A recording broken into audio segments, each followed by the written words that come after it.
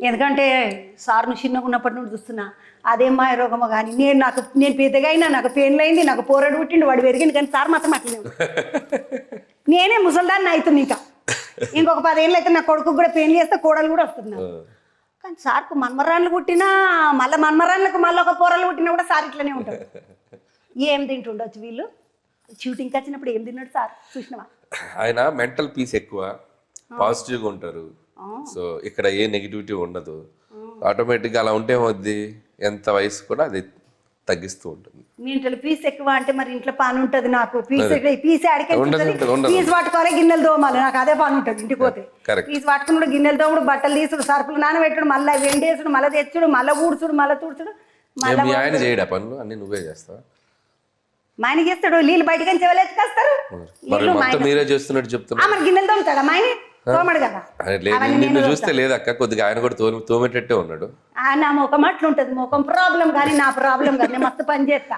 కావాలంటే నా షేలు గట్టిగా ఉంటే పని చేసి తమి నువ్వు పండుగ పూట సినిమాని తీసుకొచ్చినావు, ఎవరన్నా ఏమైనా పెట్టిరా నీకు? నాకేం పెట్టాలి, మేము తెలంగాణ వాళ్ళం కదా. మాత కర్షలు చేయనిక పెద్దగా రాదు, కానీ మేము సకినాలు చేసుకుంటాం. సకినాలు తెలుసు? సకినాలా తెలంగాణలో తిన్నాను. తెలంగాణలో సకినాలు ఇవి నేను చాలా సార్లు తిన్నా. మన దిల్ రాజు గారి ఇంట్లో ఫేమస్ ఇవి, వాళ్ళు తెచ్చి పెట్టేటోళ్ళు. మంచిగా ఉంటాయి, తిని చూడు, పర్వాలేదు. నేనే చేసిన ఇంట్లో, భయం ఏం లేదు, మంచి నూనె.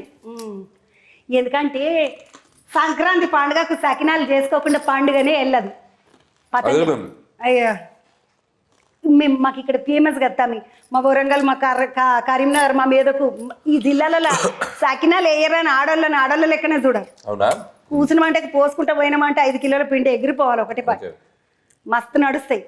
ఈ పండుగకు సకినాలు చేయకపోతే నేను మా షిడి ముఖంలో మంట పెట్టడానికి సకినాలు వాళ్ళ ఇంట్లో సకినాలు పండుగ పుట్ట అనుకున్నాం. ఇట్లా అంటే బయటికి తిట్టాం కదా తాన్ని, అట్లా తిట్టుకుంటాం లోపల. తిడతానా తమ్మి? నేను ఎన్ని సినిమాలు చేపించిన. ఇక నా కొడుకు ఒక ముచ్చట చెప్పమన్నాడు నీకు కదా, రాజాది సినిమా ఉన్నది కదా, ఆ సినిమాని అంట పర్ఫెక్ట్ సినిమాని అంట, మళ్ళా చూడాల్సినటువంటి సినిమాని అంట. ఏదో వెళ్ళని అడిగి ఏదైనా సినిమా చూడడానికి చెప్పంటే రాజాది గ్రేట్ అని చెప్పాలంట. మా పిల్లగారి పేరు శ్రీశ్రీ.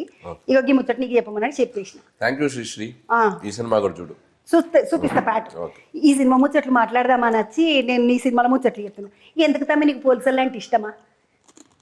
పటాసు పోలీసు, అటెన్క రాజాది గ్రేట్ పోలీసు, అటెన్క ఇప్పుడు మళ్ళా మొన్న పోయిన కిందకు సంక్రాంతికి వస్తున్నాం పోలీసు. మళ్ళీ ఇంట్లో కూడా ఈ సార్ను కూడా పెద్ద ఆఫీసర్ అదే ఇట్లా దొంగలను పట్టుకునే సీక్రెట్ ఏజెంట్ల లెక్క సార్ కదా.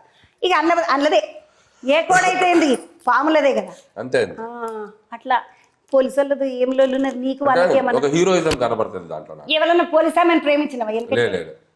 ఒక హీరోయిజం కనబడుతుంది. Police, international security, army, military, వీళ్ళలో ఒక హీరోయిజం ఉంటుంది. అంటే మరి మనకి కాపాడడానికి నిలబడ్డోళ్ళు కదా, వాళ్ళకి మించిన హీరోలు ఎక్కడ ఉంటారు చెప్పు. సో ఒక హీరోయిజం చూపించాలంటే అలాంటి వాటిలో హీరోయిజం చూపిస్తే బాగుంటుంది కదా అని అలాంటి క్యారెక్టర్స్ తీసుకుంటారు.